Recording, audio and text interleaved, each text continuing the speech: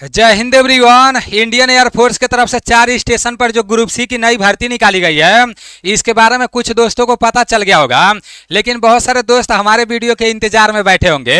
आप पूरे भारत में किसी भी राज्य से हो, चाहे मेल हो चाहे फीमेल हो, अगर आप सिंपल 10 पास हो तो आपके लिए इंडियन एयरफोर्स की तरफ से ग्रुप सी की एक नई भर्ती निकाली गई है, जो 4 स्टेशन के लिए भर्ती निकाला गया है। किस स्टेशन पर कितना वैकेंसी रहने वाला है, टोटल कितना वैकेंसी रहने वाला है, भर्ती किस तरह से कराया जाएगा, सारी चीजें मैं आप लोगों को इस वीडियो के माध्यम से बताने वाला हूं। अगर आप लोग अपना थोड़ा सा टाइम निकालकर ये पूरा वीडियो देख लेते हो तो इस भर्ती से रिलेटेड किसी से कुछ पूछने का जरूरत नहीं पड़ेगा, सब कुछ आपको अच्छे से पता चल जाएगा। चलते हैं पहले इस भर्ती का पूरा नोटिफिकेशन देख लेते हैं। मेरे भाई, इसमें पहले आपको ऑफलाइन फॉर्म भरना पड़ेगा, ये ऑनलाइन, इसमें ऑनलाइन नहीं कराना है पहले, ठीक है ना। जिसमें पहले ऑनलाइन कराना रहता है तो उसमें बहुत ज्यादा भीड़ होता है, बहुत ज्यादा फॉर्म भरा जाता है, लेकिन इसमें ऑफलाइन फॉर्म भरना रहेगा तो इसमें कम ही फॉर्म भरा जाएगा, ठीक है ना। और देखो, ऐसी जितनी भी भर्तियां निकलती हैं, जो लोग सीरियस होकर पढ़ाई करते हैं और फॉर्म भरते हैं, उनका कॉलिंग लेटर आता है तो इसमें उनका सिलेक्शन हो जाता है और ऐसी भर्ती परमानेंट होती है। मेरे भाई, अभी जो इंडियन एयरफोर्स का भर्ती अग्निवीर के तहत कराया जाता है तो उसमें तो 75% लोगों को 4 साल के बाद घर भेज दिया जाएगा और सिर्फ 25% लोग परमानेंट होंगे। लेकिन ये जो इंडियन एयरफोर्स की तरफ से ग्रुप सी की नई भर्ती निकाली गई है, अगर इसमें आपका सिलेक्शन हो जाता है तो परमानेंट उधर आप रहोगे, ठीक है ना। तो चलते हैं इसके बारे में सब कुछ समझ लेते हैं। ये इस भर्ती का शॉर्ट नोटिफिकेशन है और शॉर्ट नोटिफिकेशन में इस भर्ती में मतलब जो भी आपके पेपर में प्रश्न पूछे जाएंगे ना, तो सिलेबस दे दिया है। ये नोटिफिकेशन मैं अपने टेलीग्राम चैनल में भेज दूंगा। अगर आप अभी तक मेरे टेलीग्राम चैनल में नहीं जुड़े हो तो पता नहीं किस दुनिया में जी रहे हो यार। आप टेलीग्राम पर जाना, वहां नीलेश ब्लॉग लिखकर सर्च मारना, उधर मेरा टेलीग्राम चैनल आ जाएगा, तो उसमें आप जुड़ जाना, क्योंकि उसमें मेरे टेलीग्राम चैनल में ये नोटिफिकेशन आपको मिल जाएगा, ठीक है ना। अब इस भर्ती के बारे में सब कुछ अच्छे से समझ लेते हैं। देखो, इसमें ऑफलाइन फॉर्म भरा जाएगा, कितने तारीख से भरा जाएगा, 17 तारीख से भरा जाएगा, याद रखना, ठीक है ना। 17 तारीख 5वां महीना सन 2025 से इसमें ऑफलाइन फॉर्म भरे जाएंगे। अभी आगे मैं बता रहा हूं कि ऑफलाइन फॉर्म कैसे भरना है, कौन कौन सा डॉक्यूमेंट लगाना है, सब कुछ बताऊंगा, ठीक है ना। 17 तारीख से फॉर्म भरा जाएगा और फॉर्म भरने का लास्ट डेट 15 तारीख 6वां महीना सन 2025 तक रहने वाला है, मतलब अगले महीना में 15 तारीख तक फॉर्म भरे जाएंगे। और 1 भी रुपया एप्लीकेशन फीस नहीं है, 0 रुपया एप्लीकेशन फीस है, ठीक है ना। लेकिन जब आप ऑफलाइन फॉर्म भरोगे तो उधर आपको कुछ रुपए का पोस्टल स्टंप लगाना पड़ेगा, वो मैं आप लोगों को आगे बताने वाला हूं। अब इसमें फॉर्म भरने के लिए आपका उम्र कितना होना चाहिए मेरे भाई? कम से कम आपका 18 साल उम्र होना चाहिए और अधिक से अधिक आपका 25 साल उम्र होना चाहिए। मेल और फीमेल सभी लोगों के लिए यह भर्ती निकाला गया है, ठीक है ना। आपका एज रिलैक्सेशन मतलब एज में छूट भी मिल जाएगा, जो भी आपका एज में छूट मिलता है ना कैटेगरी के हिसाब से, तो वैसे आपको एज में छूट भी मिल जाएगा। अब आगे चलते हैं। आगे यहां पर बताया गया है कि इसमें सबसे पहले क्या कराया जाएगा, मतलब ये जो इंडियन एयरफोर्स की तरफ से 4 स्टेशन पर जो ग्रुप सी की नई भर्ती निकाली गई है, तो मेरे भाई सबसे पहले इसमें क्या कराया जाएगा, सबसे पहले इसमें रिटन एग्जाम कराया जाएगा, मतलब पहले ही इसमें पेपर कराया जाएगा। उसके बाद से फिर आपका स्किल टेस्ट होगा, वही ट्रेड टेस्ट होता है, ठीक है ना। कुक का इसमें भर्ती है तो उसमें ट्रेड टेस्ट कराया जाएगा। जिस हिसाब से जिसमें आप फॉर्म भरोगे तो उस हिसाब से ट्रेड टेस्ट कराया जाएगा। उसके बाद से आपका ट्रेड टेस्ट जब पास कर ले जाओगे पोस्ट वाइज, देखो जो रिटन एग्जाम होगा इसमें जो नंबर मिलेंगे इसी के हिसाब से आपका मेरिट बनेगा। जो ट्रेड टेस्ट होगा ना उसमें नंबर नहीं मिलेंगे, सिर्फ क्वालिफाई करना रहेगा, क्योंकि मैं नोटिफिकेशन में देखा हूं। ट्रेड टेस्ट पास कर ले जाओगे तो आपका डॉक्यूमेंट वेरिफिकेशन होगा, उसके बाद से मेडिकल होगा, और जब मेडिकल भी पास हो जाओगे तो फिर फाइनली सिलेक्शन हो जाएगा, ज्वाइनिंग लेटर आपके घर तक आ जाएगा। अब जब ऑफलाइन फॉर्म भरोगे तो कहां पर फॉर्म को भेजना है इसका स्क्रीनशॉट ले लो, ठीक है ना। उम्मीद करता हूं अच्छे से ये दिखाई दे रहा होगा, इसका स्क्रीनशॉट आप लोग ले लो, यहीं पर ऑफलाइन फॉर्म भर के भेजना है। अब देख लो यहां पर किस कैटेगरी के लिए कितना पास होना चाहिए और किस में कितना वैकेंसी है, क्योंकि ये जानना आपको बहुत जरूरी है। नहीं तो पता चले कि मतलब आपके कैटेगरी के लिए जैसे किसी ट्रेड में वैकेंसी नहीं है और आप उसी में फॉर्म भर दो, तो ऐसे आपको बिल्कुल भी नहीं करना है, ठीक है ना।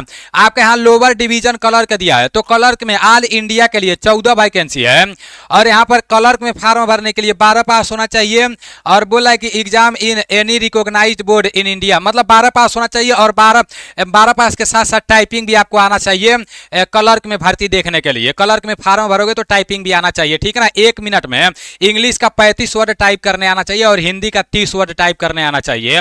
फिर आपका हिंदी टाइपिस्ट दिया है, तो हिंदी टाइपिस्ट में सिर्फ 2 वैकेंसी है, तो देख लेना मेरे भाई, इसमें भी 12 पास होना चाहिए और टाइपिंग आना चाहिए। फिर स्टोर कीपर दिया है, तो स्टोर कीपर में फॉर्म भरने के लिए इसमें भी 12 पास होना चाहिए, और इसमें कोई भी एक्स्ट्रा सर्टिफिकेट नहीं मांगा है स्टोर कीपर में, याद रखना। सिंपल 12 पास होना तो स्टोर कीपर में फार्म भर सकते हो। ऑल इंडिया के लिए 16 वैकेंसी है। अब मल्टीटास्किंग स्टाफ एएमटीएस का भर्ती निकला है। इसमें कोई हाइट वाइट नहीं लगेगा, कोई दौड़ और नहीं कराया जाएगा। अगर पेपर पास करते हो तो आपका काम बन जाएगा, लेकिन पढ़ना तो पड़ेगा मेरे भाई।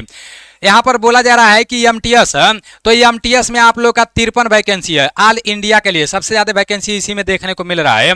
एमटीएस में 53 वैकेंसी है। फिर हाउस कीपर में 31 वैकेंसी है।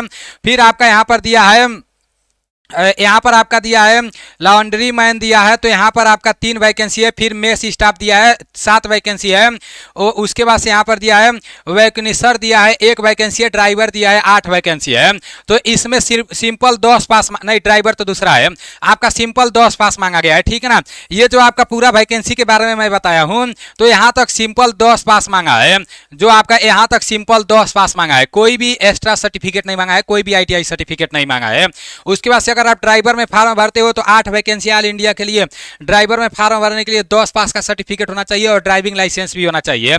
कुक में ऑल इंडिया के लिए 12 वैकेंसी है, इसमें 10 पास मांगा गया है और कुक का एक्सपीरियंस सर्टिफिकेट आपके पास रहना चाहिए। अगर एनएसक्यूएफ लेवल 1 का सर्टिफिकेट आपके पास है तभी भी काम चल जाएगा।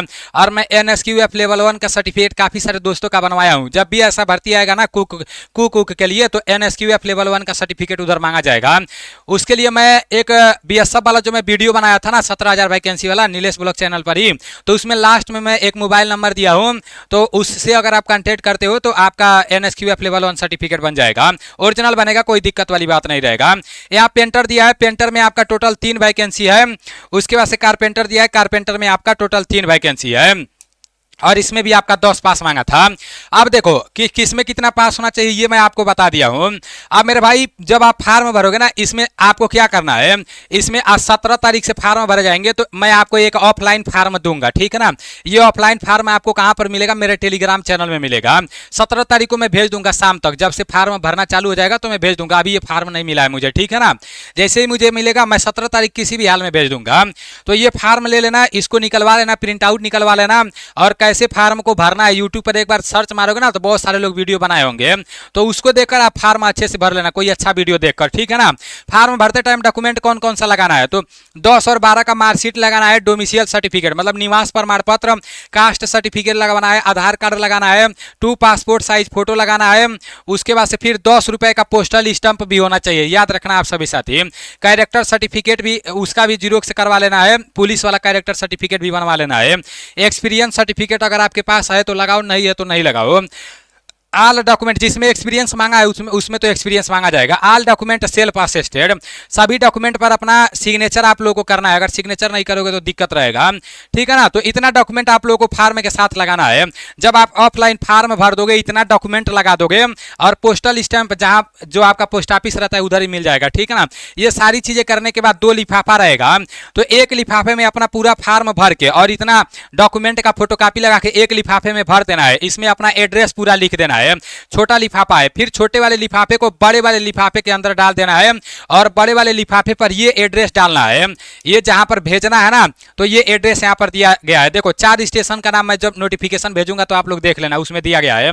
एक आपका यहां पर दिया है, दूसरा आपका यहां दिया है, तो कहीं पर भी आप लोग भेज सकते हो, ठीक है ना।